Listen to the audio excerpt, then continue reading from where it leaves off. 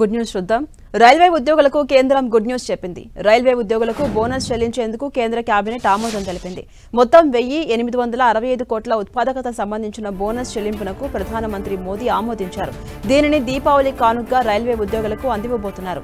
ఇది భారతీయ రైల్వేలోని 10.91 లక్షల మంది ఉద్యోగులకు ప్రయోజనం చేకూర్చబోతోంది. ఇందుకోసం 2024-25 సంవత్సరానికి 1866 కోట్ల భారాన్ని ప్రభుత్వం మోయబోతోంది.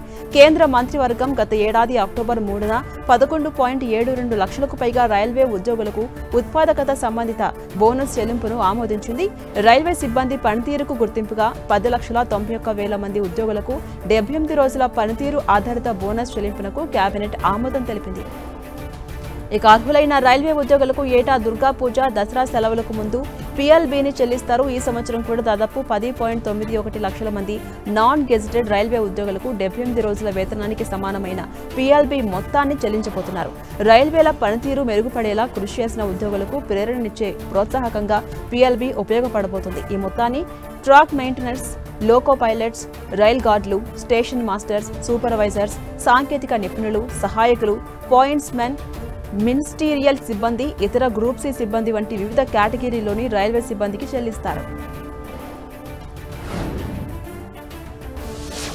ఉద్యోగుల విషయంలో తెలంగాణ సర్కార్ కీలక నిర్ణయం తీసుకోబోతున్నట్టుగా తెలుస్తోంది. దేశంలోనే అత్యుత్తమ ప్రమాద ఆరోగ్య బీమా సౌకర్యాలను ఉద్యోగులకు అందించేందుకు రాష్ట్ర సర్కార్ కసరత్తు చేస్తోంది. సింగరేణిలో కార్మికులు ప్రమాదంలో చనిపోతే వారికి 1 కోటి బీమా లభిస్తుంది. ఇప్పుడు దీనిని రాష్ట్ర ఉద్యోగులకు అమలు చేసేందుకు రేవంత్ సర్కార్ ప్రణాళికలు రూపొందిస్తున్నారు.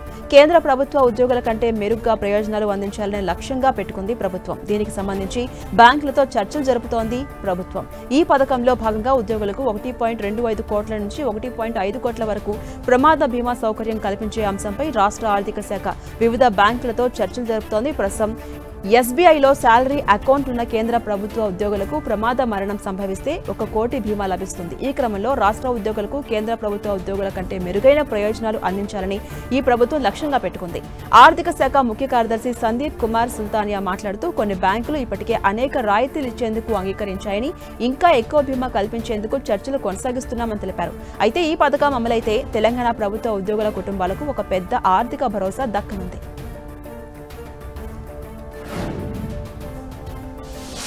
ఖతార్ దేశానికి వెళ్లే ప్రయాణికులు, అక్కడ ఉంటున్న భారతీయులకు national payments corporation of India good news చెప్పింది. భారతీయులు ఇకపై ఖతార్లో కూడా UPI ద్వారా చెల్లింపులు చేయొచ్చని తెలియజేసింది. ఇందుకోసం ఖతార్ నేషనల్ బ్యాంక్తో NPCI ఇంటర్నేషనల్ పేమెంట్స్ లిమిటెడ్ భాగస్వామ్యం కుదుర్చుకున్నట్టుగా పేర్కొంది.